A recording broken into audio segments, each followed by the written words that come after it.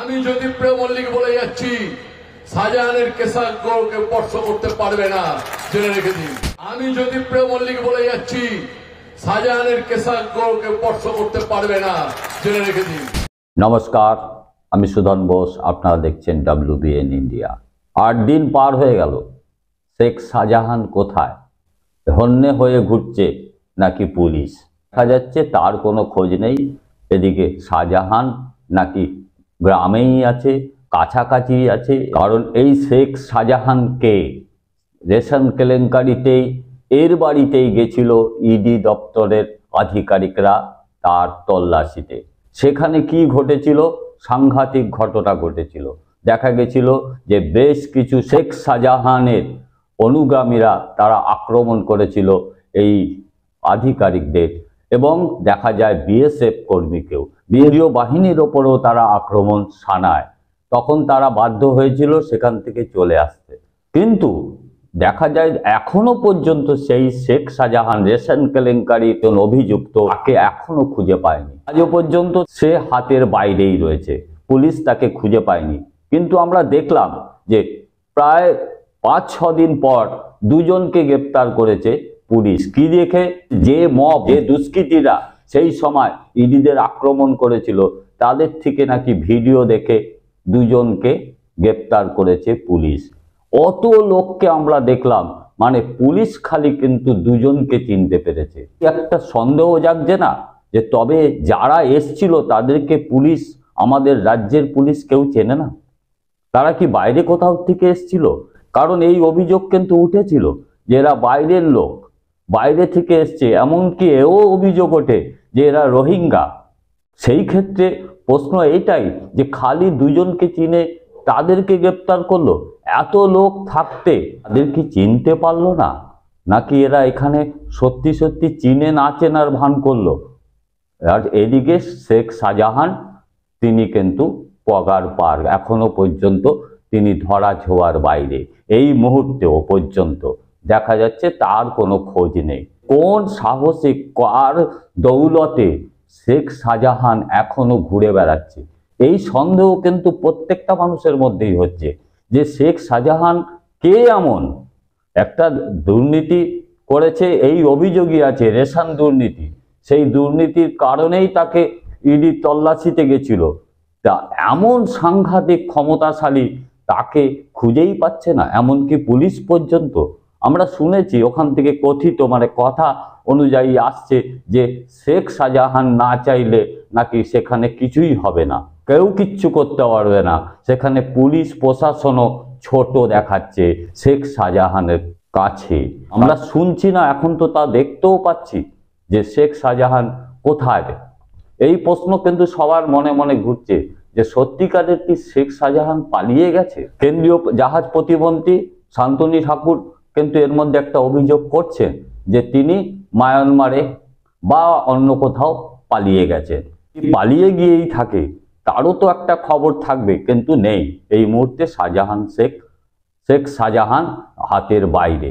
আবার এদিকে সেই রেশন কেলেঙ্কারি, আমাদের প্রাক্তন খাদ্যমন্ত্রী জ্যোতিপ্রিয় মল্লিক এতদিন জানেন যে গ্রেপ্তার হয়েছিলেন সেই অক্টোবর মাসে, আর 15ই নভেম্বর বোধহয় SSKM এসে ভর্তি হয়েছিলেন। এতদিন ধরে SSKM বেশ আরামেই ছিলেন। আজকে হঠাৎ দেখা গেল 7টার সময় SSKM হসপিটাল তাকে জেলে ফেরত পাঠালো, প্রেসিডেন্সি জেলে। এটা কেন হলো? তার কারণ চাপ বেড়েছে SSKM কর্তৃপক্ষের ওপরে। এমন আদালত প্রশ্ন তুলেছে, এমন মামলাও করা হয়েছে জনস্বার্থে যে সত্যি সত্যি কি এরকম একটা নামী হসপিটালে, সরকারি হাসপাতালে এরকম দুষ্কৃতীরা এরকম অপকর্ম করে সত্যি সত্যি ওখানে বিশ্রাম করতে পারে কিনা। কংগ্রেসের সভাপতি অধীর চৌধুরীও কিন্তু বড় একটা আন্দোলন করেছেন এই SSKM সম্বন্ধে, এই কলকাতার রাস্তাতেই। কিন্তু আমরা দেখতে পেলাম জ্যোতিপ্রিয় মল্লিককে 7টার সময় প্রেসিডেন্সি জেলে পাঠিয়ে দেওয়া হয়েছে। তিনিও কিন্তু রেশন কেলেঙ্কারিতেই অভিযুক্ত, খাদ্যমন্ত্রী প্রাক্তন। আর জ্যোতিপ্রিয় মল্লিকের কি কথা ছিল? তিনি সাংঘাতিক অসুস্থ, তার একটা সাইড পড়ে যাচ্ছে, কিন্তু সেই চিহ্ন, সেই গল্প আর কিন্তু ছিল না যতদিন তিনি এসএসকেএমে ভর্তি ছিলেন। ততদিন পর্যন্ত আর শোনা যায়নি তার অসুস্থতার খবর। এবার আজকে 7টার সময় প্রেসিডেন্সি জেলে তাকে পাঠানো হয়েছে। পরবর্তীকালে এই শাহজাহান শেখ এই রাজ্য প্রশাসন খুঁজে পায় কিনা বা কেন্দ্রীয় তদন্তকারীরাই বা কোনো খোঁজ পায় কিনা সেদিকে তো আমাদের নজর থাকবে। আপনারা জানেন অনেক দিন হয়ে গেছে শেখ শাহজাহানের বাড়িতে যে ইডি তল্লাশিতে গেছিল, পরবর্তীকালে কিন্তু আমরা আজ পর্যন্ত আর দেখতে পাইনি সেইখানে তোড়জোড় করেছে ইডি সিবিআই। উপরন্তু আমরা দেখলাম আরো 3 জনের বাড়িতে কলকাতায় বউবাজারে, মানে তাপস রায় তৃণমূল বিধায়ক, দমকল মন্ত্রী সুজিত বসু এবং বিরাটি সুবোধ চক্রবর্তী, তাদের বাড়িতে ইডি রেড করলো এবং একটা রণসাজে সজ্জিত হয়ে সেটা কিন্তু আমরা দেখলাম রুট মার্চ করছে, রাস্তা ফাঁকা করছে, কোনো রকম তারা রিস্ক নেয়নি, তারা কোনো রকম সমস্যা করতে দেবে না এই তদন্তে।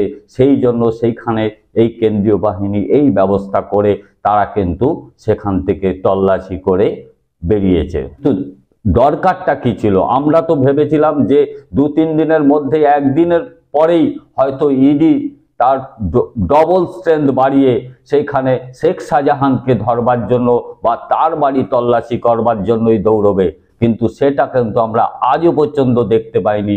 তার কারণটা কি? কারণটা কিন্তু আমাদের কাছে পরিষ্কার নয়।